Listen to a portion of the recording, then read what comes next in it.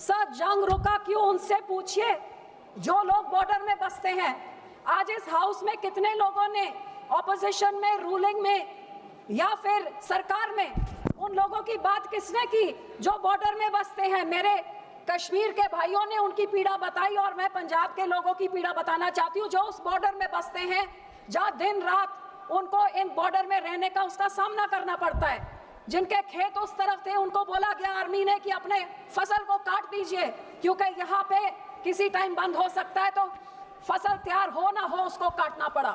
बेचारों को डर के मारे जब वो 3 दिन ऐसे वहां पे ब्लैकआउट हो रहे थे, ड्रोन चल रहे थे, फाइटर जेट्स चल रहे थे, लोगों ने डर के मारे अपने बच्चों को, अपनी बीवियों को, अपने परिवारों को, अपनी चीजों को लेके कैसे वहां से उनको अपना घर बार छोड़ना पड़ा। और पाकिस्तान वाले जैसे कश्मीर में लगातार पूंछ में जैसे होता है, उन लोगों से पूछिए, वो गरीब जो बॉर्डर में बैठते हैं और रोज इसको झेलते हैं, वो बॉर्डर के इलाकों के लोगों से पूछिए जो इसका निशाना बनते हैं, जिस करके बॉर्डर में कभी कोई डेवलपमेंट नहीं होती, हमेशा बैकवर्ड होती है, क्योंकि वो देश की रक्षा के लिए सबसे आगे होती। सब मैं उनको ये भी कहना चाहूंगी जो कहते हैं जंग क्यों रुका, कि ये जंग इसलिए रुकना जरूरी था क्योंकि आपके और हमारे बेटे नहीं है जो उस बॉर्डर में रोज मरते हैं, आपके और हमारे घर नहीं है जहां पे बुलेट चलती है और जहां पे शेलिंग होती है। उन गरीबों के बारे सोचिए जो इनका सामना करते हैं, और इसलिए जंग को रोकना बहुत जरूरी था। सर जब भी जंग होता है नुकसान लोगों का होता है। मैं ये जरूर मांगती हूँ कि ये बॉर्डर के लोगों का जो भरपाई होनी चाहिए वो कभी होती नहीं है, ना उनके टूटे हैं घर, ना उनकी सड़कें, ना उनका फसल का नुकसान, कोई उनके बारे कोई बात करता नहीं। और मेरे पंजाब में जो ये समा चल रहा था, लोगों को 47 के काले दिन, 65 के, 75 के वॉर के, वो सारे काले दिन याद आने लग गए कि अब हमारे भविष्य में होगा क्या। और इस सारी चीजों में चाहे शहर हो चाहे गांव हो, सारी लेबर भी भाग गई, बिजनेस का भी सारी कैंसिलेशंस होने लगी, छोटे ट्रेडर्स जो भी हो, दुकानदार, सबका नुकसान हुआ। जब भी सर ऐसी कोई चीज होती है, सबसे पहले सरकार कहती है अटारी बॉर्डर बंद कर दो।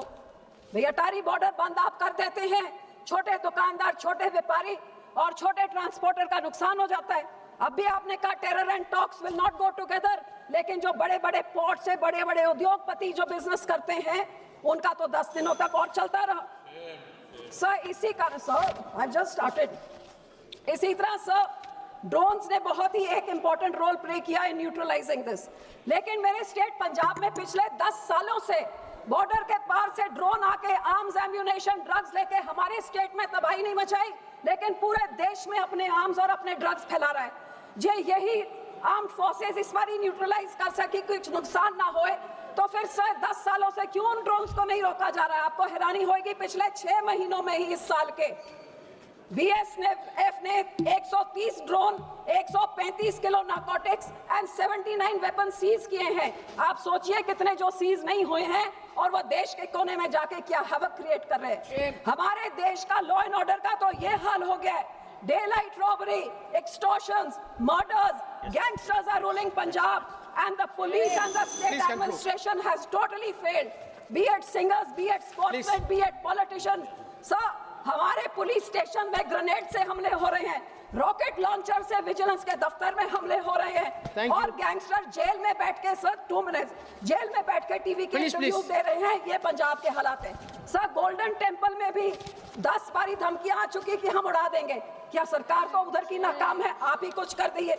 और इसी तरह sir we can not deny कि there has been security lapse and that there has been intelligence failure and our agencies were called napping, but responsibility must be fixed, sir. Otherwise, no one can stop this. Sir, मेरे last 2 points, sir. Kailash Mansarovar का 1 point, please conclude. शुरू कर सकते हो, Kartarpur Sahib corridor खोलिए, India पाक cricket team cricket match हो सकता है तो दलजीत दोसांझ की मूवी क्यों नहीं चल सकती है?